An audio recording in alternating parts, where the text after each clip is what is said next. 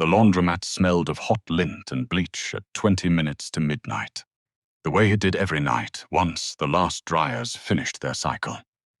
Junie Holloway was 19 years old, and she counted change the way some people counted sheep.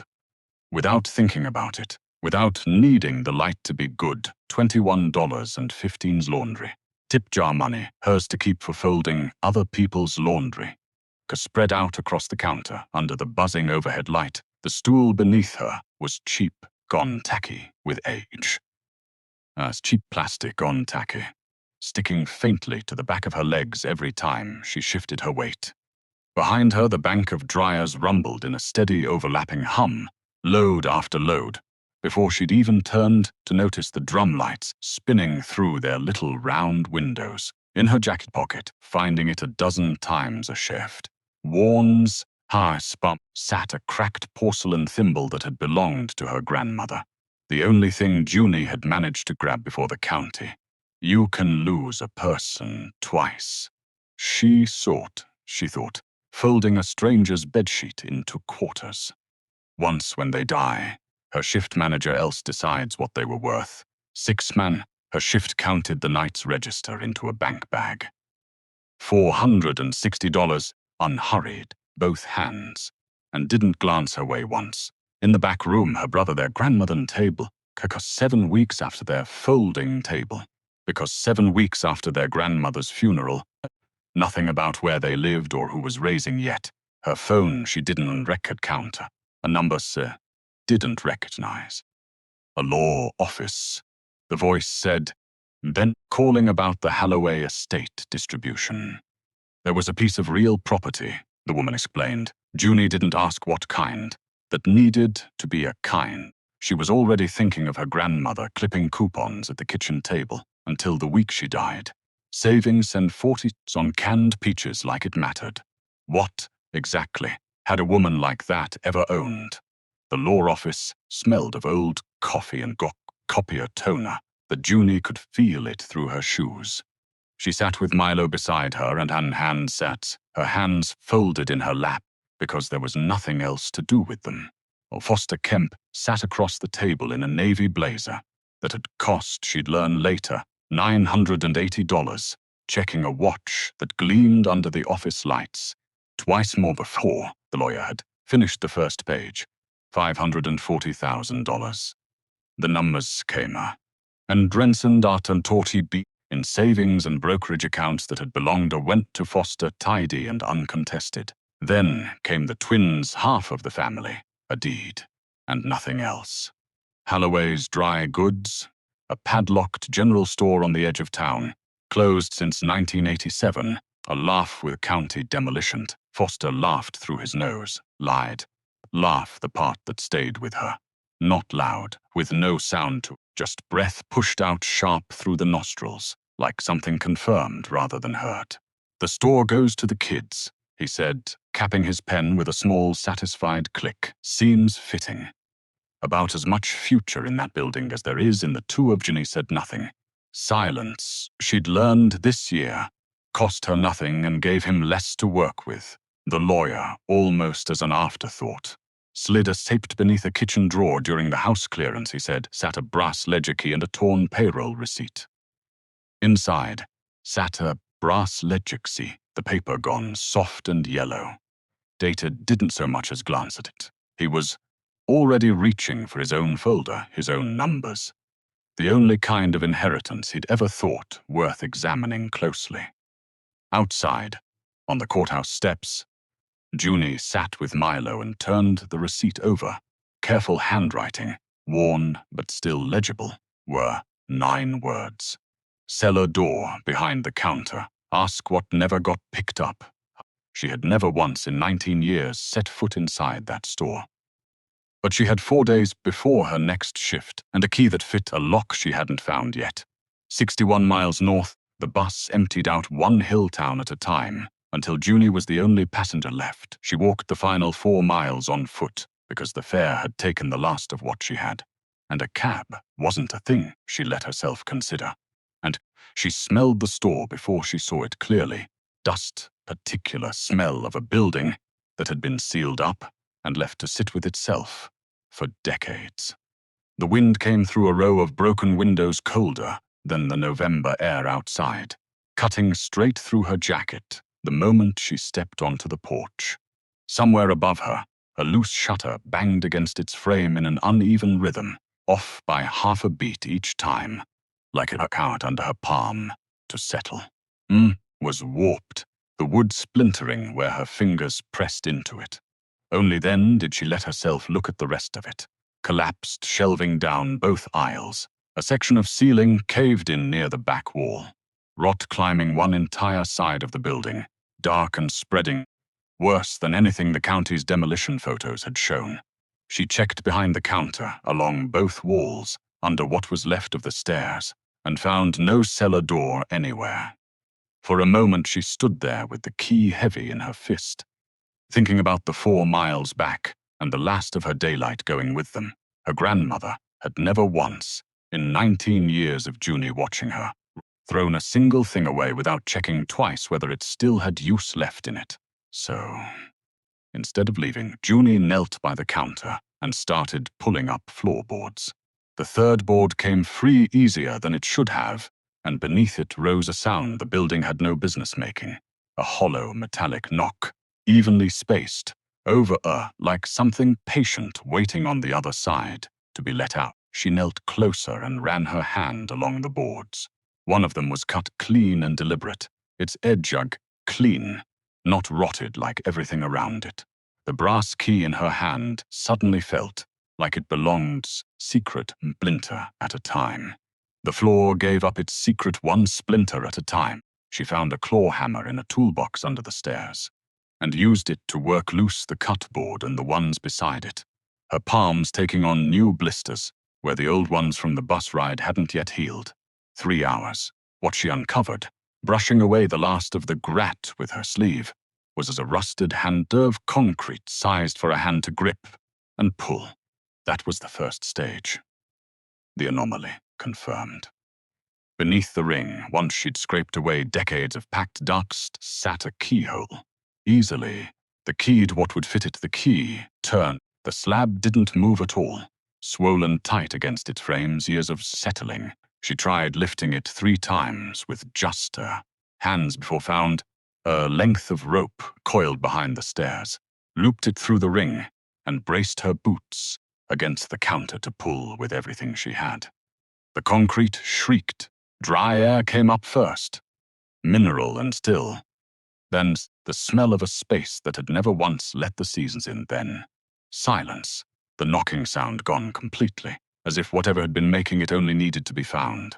Then cold, pressing against her face in a way November outside hadn't managed. Only then did she lower her flashlight and let it show her what the rest of her had already sensed. A vault, narrow, the length of a delivery truck, lined along one wall with canvas mail sacks stacked. She worked the nearest sack open with careful fingers.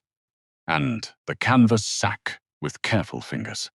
Grease gave way at the inside, stamped with a railroad company seal. She didn't recognize. A second document. She counted the bundles, the way she'd learned to count everything lately.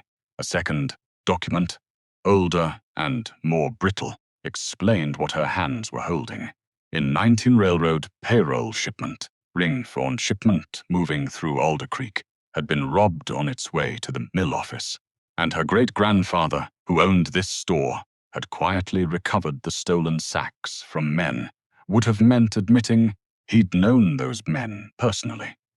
Reporting it hidden instead, meaning to return it once it was safe, and the years simply ran out from under him, beneath the sacks. A lettered, despite its age, named who'd carried own grandfather, as one of the men who'd carried out the robbery itself. It said, "Plainly, you're the only one who ever asked me why this store never sold. That's why it's yours." It instructed her to contact the railroad's historical claims office before touching anything further, and pointed a tide not to any estate, marked with a claim not to any estate, but to whoever legally held the deed. RR 1187. She was still holding the letter, slammed shut somewhere out 3 hours. She had told inside, she heard gravel. She had told no one where she was going. Someone had come anyway. The broken front door swung wider before Junie had even switched off her flashlight. Foster Kemp stepped through it in a coat too clean for a condemned building, his own flashlight sweeping the shelves. He wasn't, her account breathed by the open slab. He wasn't touched a shovel first.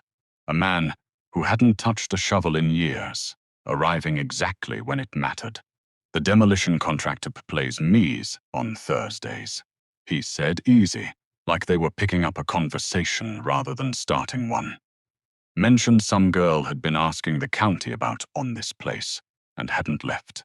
The cold settled into her hands hours ago and hadn't left. She said nothing. Foster glanced toward recorded yet.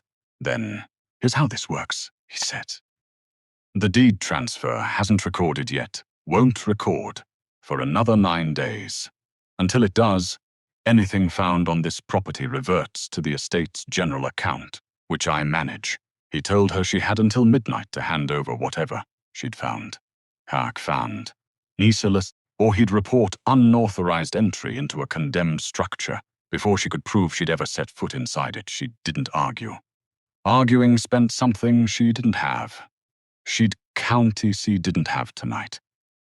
Instead, she ran through what she actually held. The deed in her name. A letter that told her she hadn't called in yet. A letter that told her exactly who to call and why. And one thing Foster had just said without meaning to. He'd love to send someone to watch a condemned laughed at in front of a room full of witnesses just days ago.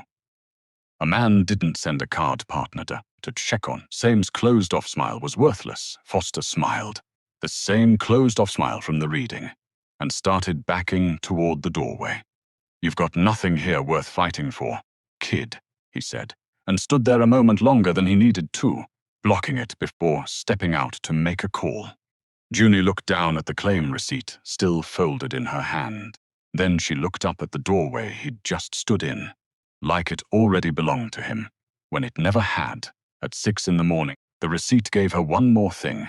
Foster's card-playing friend had never thought to look. Claims office, printed Kin's Tuts office, small along the bottom edge, ignored for 90 years.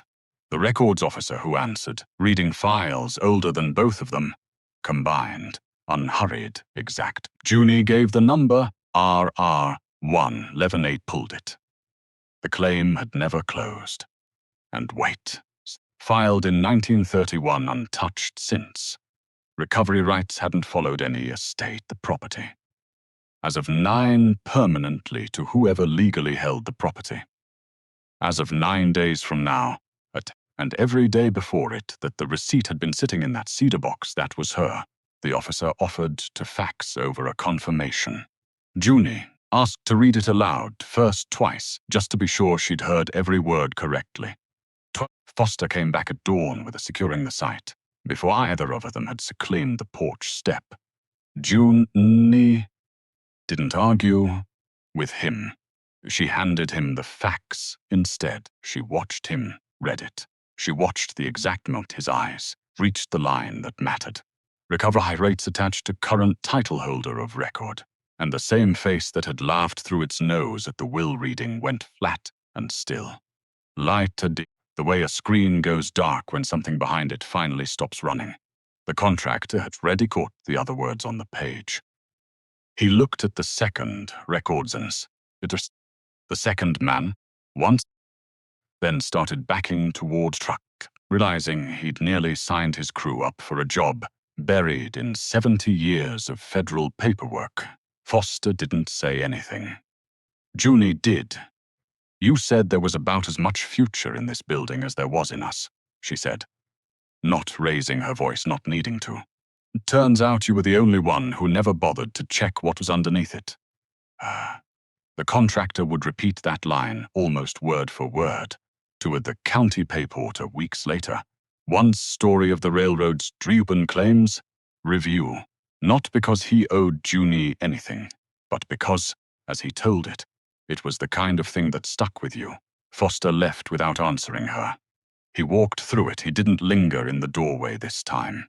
He walked through it, and Junie was the one who closed it behind him and locked it. The railroad's legal office had only just opened its formal review.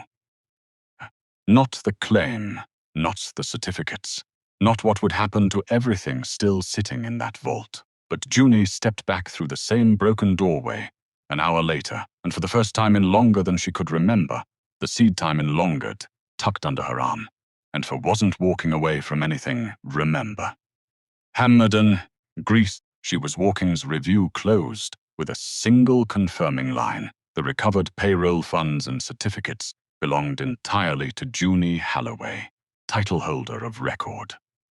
The sin missing Foster Kemp did not attend to the files of hearing. By then he was answering questions of his own. His Granva 1901 robbery file. Once federal investigators surfeited it. In the original 1930 reopened it, and within weeks Foster was quietly removed from managing any remaining family accounts. He left Alder Creek before the following spring, and no one at the laundromat, where Junie used to work, ever mentioned seeing him again. The store didn't stay condemned. Junie, 20 now, had rebuilt Hallow Dry Goods into the Halloway Community Trading Post, a general store with a small historical exhibit in the back room. 3 people on the payroll, Milo among them most afternoons after school let out. She kept her grandmother's porcelain thimble on the front counter, not sealed behind glass somewhere for customers to admire. She still touched it every day, moving it aside to make room for the register could have. On a bright morning that spring, she stood in the store's front doorway at opening time. On a bright morning that spring, Pottinson, the same floorboards beneath her feet that she'd once tora'd claw. Hammer the light came in clean across the wood, nothing like the fluorescent hum of a laundromat at 20 minutes. To midnight, as no one in that family had ever asked what the store actually held. They had only asked what it looked like from the road. Junie was the only one who had ever understood that those were rarely the same question at all.